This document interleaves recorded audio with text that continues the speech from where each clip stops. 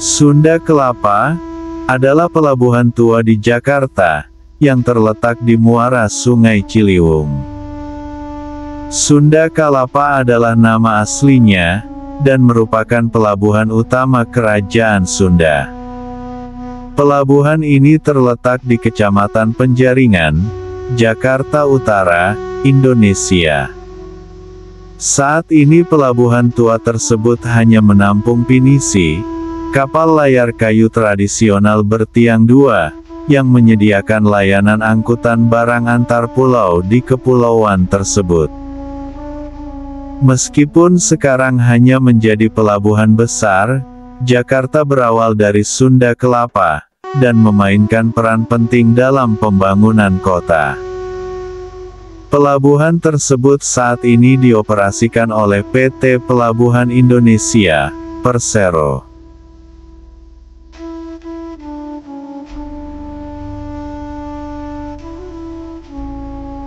Pelabuhan Kelapa telah dikenal semenjak abad ke-12, dan kala itu merupakan pelabuhan terpenting Pajajaran.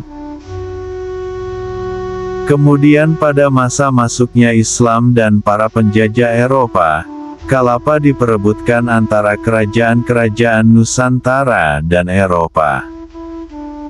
Akhirnya, Belanda berhasil menguasainya cukup lama, sampai lebih dari 300 tahun. Para penakluk ini mengganti nama Pelabuhan Kelapa dan daerah sekitarnya.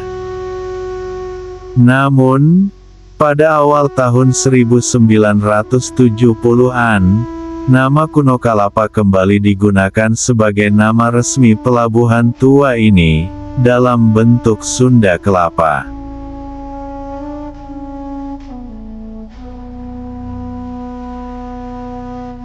Menurut penulis Portugis, Tome Pires, Kelapa adalah pelabuhan terbesar di Jawa Barat, selain Sunda Banten, Pontang, Cigede, Tamgara, dan Cimanuk, yang juga dimiliki Pajajaran. Sunda Kelapa yang dalam teks ini disebut Kelapa, dianggap pelabuhan yang terpenting, karena dapat ditempuh dari ibu kota kerajaan, yang disebut dengan nama Dayo, dalam tempo 2 hari. Pelabuhan ini telah dipakai sejak zaman Tarumanagara, dan diperkirakan sudah ada sejak abad ke-5, dan saat itu disebut Sundapura. Pada abad ke-12, pelabuhan ini dikenal sebagai Pelabuhan Lada, yang sibuk milik Kerajaan Sunda, yang memiliki ibu kota di Pakuan Pajajaran, yang saat ini menjadi kota Bogor. Kapal-kapal asing yang berasal dari Tiongkok, Jepang, India Selatan, dan Timur Tengah, sudah berlabuh di pelabuhan ini membawa barang-barang seperti porselen, kopi, sutra, kain, wangi-wangian, kuda, anggur, dan zat warna, untuk ditukar dengan rempah-rempah yang menjadi komoditas dagang saat itu.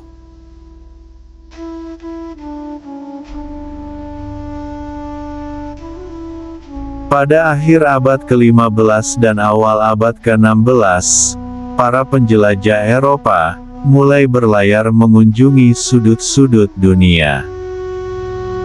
Bangsa Portugis berlayar ke Asia, dan pada tahun 1511, mereka bahkan bisa merebut kota pelabuhan Malaka, di Semenanjung Malaka. Malaka dijadikan basis untuk penjelajahan lebih lanjut, di Asia Tenggara, dan Asia Timur.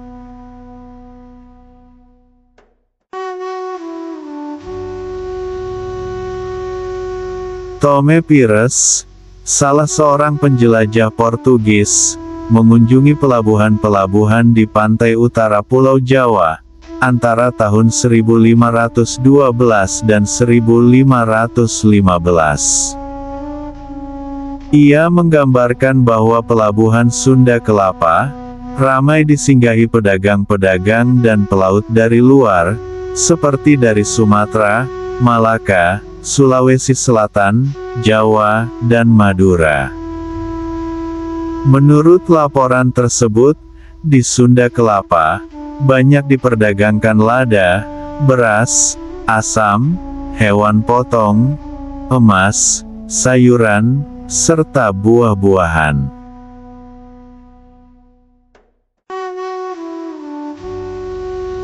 Laporan Portugis menjelaskan bahwa Sunda Kelapa terbujur sepanjang 1 atau 2 kilometer di atas potongan-potongan tanah sempit yang dibersihkan di kedua tepi Sungai Ciliwung. Tempat ini ada di dekat muaranya, yang terletak di teluk, yang terlindung oleh beberapa buah pulau. Sungainya memungkinkan untuk dimasuki 10 kapal dagang, yang masing-masing memiliki kapasitas sekitar 100 ton. Kapal-kapal tersebut umumnya dimiliki oleh orang-orang Melayu, Jepang, dan Tionghoa. Di samping itu, ada pula kapal-kapal dari daerah yang sekarang disebut Indonesia Timur. Sementara itu, kapal-kapal Portugis dari tipe kecil, yang memiliki kapasitas muat antara 500 sampai 1000 ton, harus berlabuh di depan pantai.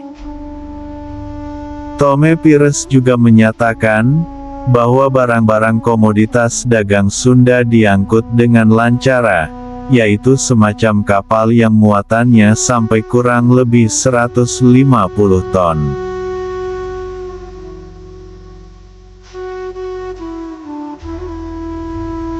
Lalu pada tahun 1522, Gubernur Alfonso de Albuquerque, yang berkedudukan di Malaka, mengutus Henrique Lema, untuk menghadiri undangan Raja Sunda, untuk membangun benteng keamanan di Sunda Kelapa, untuk melawan orang-orang Cirebon yang bersifat ekspansif. Sementara itu, Kerajaan Demak sudah menjadi pusat kekuatan politik Islam. Orang-orang Muslim ini pada awalnya adalah pendatang dari Jawa, dan diantaranya merupakan keturunan Arab.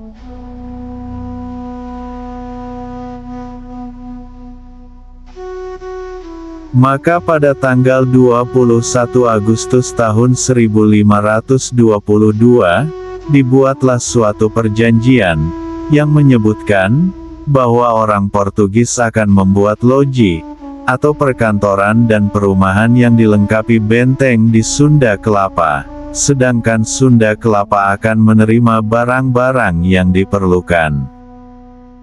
Raja Sunda akan memberikan kepada orang-orang Portugis 1000 keranjang lada, sebagai tanda persahabatan. Sebuah batu peringatan, atau padrao, dibuat untuk memperingati peristiwa itu. Padrao dimaksud disebut sebagai layang Salakadomas, dalam cerita rakyat Sunda Munding Laya di Kusuma. Padrao itu ditemukan kembali pada tahun 1918, di sudut Prinsenstraat, Jalan Cengkeh, dan Groenestraat, Jalan Nelayan Timur, di Jakarta.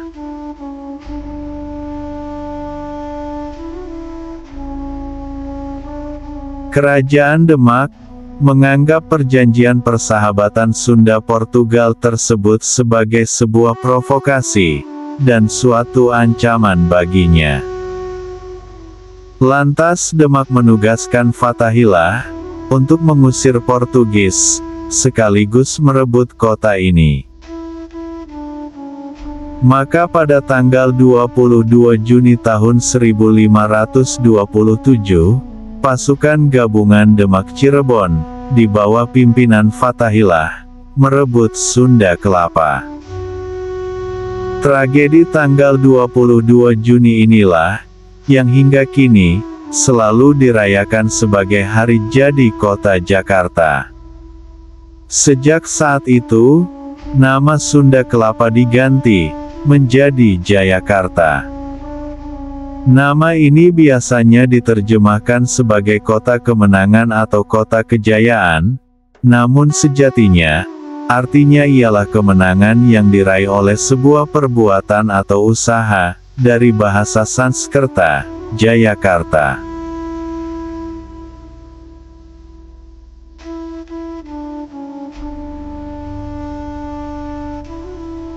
Kekuasaan Demak di Jayakarta tidak berlangsung lama.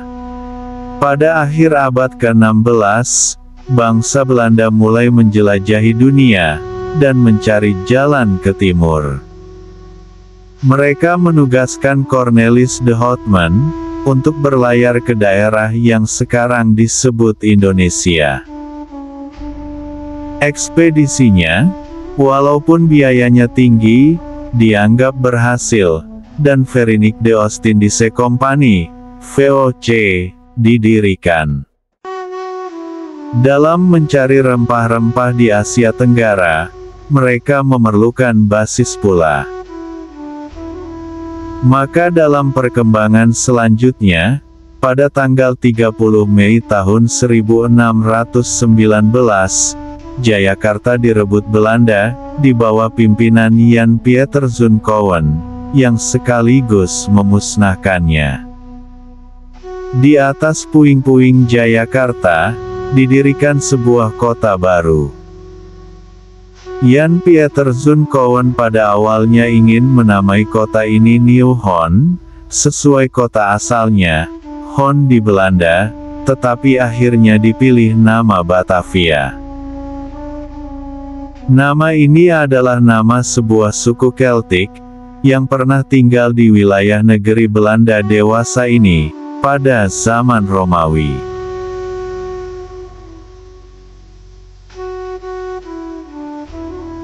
Menurut catatan sejarah, Pelabuhan Sunda Kelapa, pada masa awal ini dibangun dengan kanal sepanjang 810 meter. Pada tahun 1817, pemerintah Belanda memperbesarnya, menjadi 1825 meter. Setelah zaman kemerdekaan, dilakukan rehabilitasi, sehingga pelabuhan ini memiliki kanal sepanjang 3.250 meter, yang dapat menampung 70 perahu layar, dengan sistem susun sirih.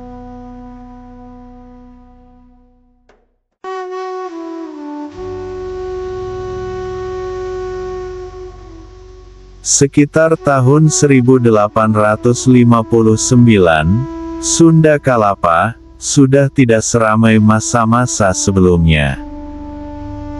Akibat pendangkalan, kapal-kapal tidak lagi dapat bersandar di dekat pelabuhan, sehingga barang-barang dari tengah laut harus diangkut dengan perahu-perahu. Kota Batavia saat itu sebenarnya sedang mengalami percepatan dan sentuhan modern, apalagi sejak dibukanya terusan Suez pada 1869, yang mempersingkat jarak tempuh, berkat kemampuan kapal-kapal uap yang lebih laju, meningkatkan arus pelayaran antar samudera. Selain itu, Batavia juga bersaing dengan Singapura, yang dibangun Raffles, sekitar tahun 1819.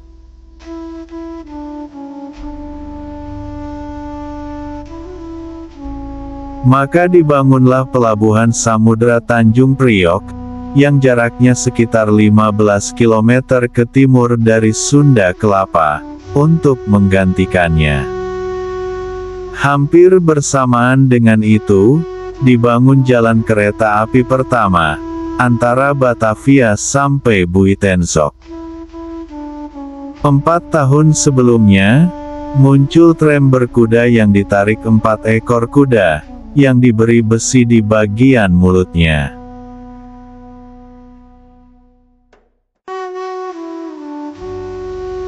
Selain itu, pada pertengahan abad ke-19, seluruh kawasan sekitar Menara Syah Bandar, yang ditinggali para elit Belanda dan Eropa, menjadi tidak sehat. Dan segera, sesudah wilayah sekeliling Batavia bebas dari ancaman binatang buas dan gerombolan budak pelarian, banyak orang Sunda Kalapa berpindah ke wilayah selatan.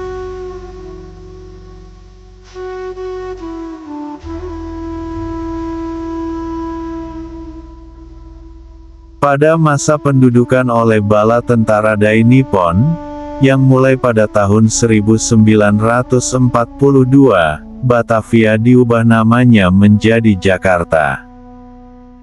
Setelah bala tentara Dai Nippon keluar, pada tahun 1945, nama ini tetap dipakai oleh Belanda, yang ingin menguasai kembali Indonesia. Kemudian, pada masa Orde Baru, nama Sunda Kelapa dipakai kembali. Berdasarkan surat keputusan Gubernur DKI Jakarta Node 4A, 4374 tanggal 6 Maret tahun 1974, nama Sunda Kelapa dipakai lagi secara resmi, sebagai nama pelabuhan. Pelabuhan ini juga biasa disebut pasar ikan, karena di situ terdapat pasar ikan yang besar.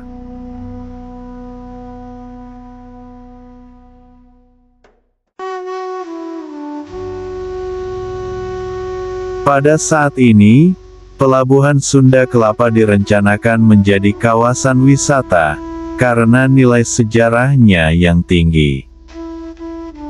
Saat ini Pelabuhan Sunda Kelapa adalah salah satu pelabuhan yang dikelola oleh PT Pelindo II, yang tidak disertifikasi International Ship and Port Security, karena sifat pelayanan jasanya hanya untuk kapal antar pulau.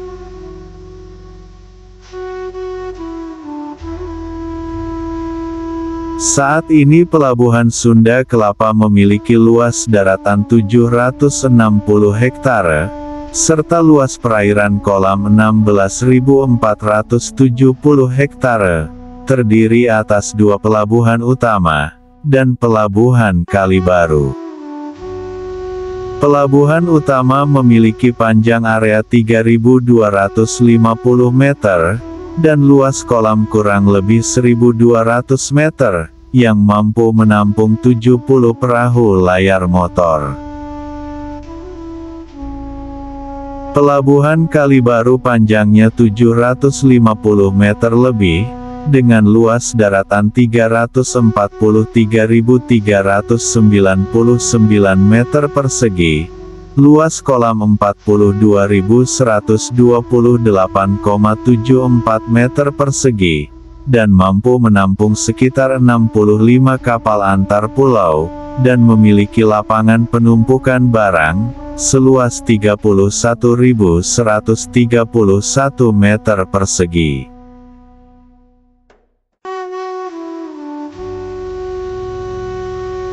Dari segi ekonomi, pelabuhan ini sangat strategis, karena berdekatan dengan pusat-pusat perdagangan di Jakarta, seperti Glodok, Pasar Pagi, Mangga 2, dan lain-lainnya.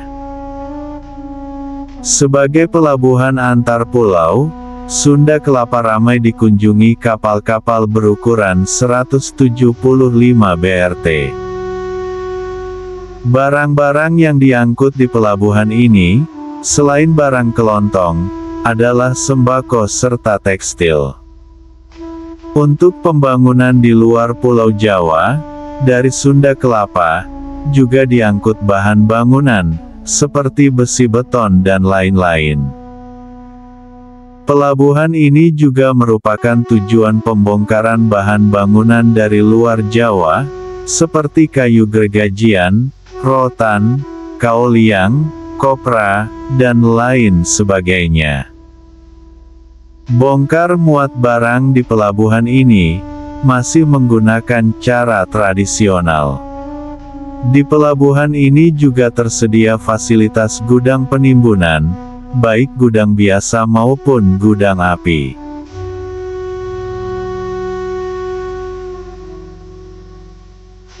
Dari segi sejarah, pelabuhan ini pun merupakan salah satu tujuan wisata bagi DKI.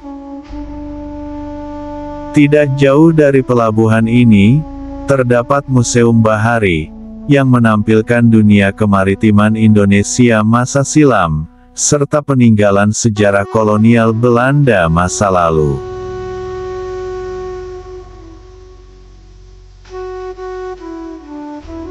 Di sebelah selatan pelabuhan ini, terdapat pula galangan kapal VOC, dan gedung-gedung VOC yang telah direnovasi. Selain itu, pelabuhan ini direncanakan akan menjalani reklamasi pantai, untuk pembangunan terminal multifungsi Ancol Timur, sebesar 500 hektare.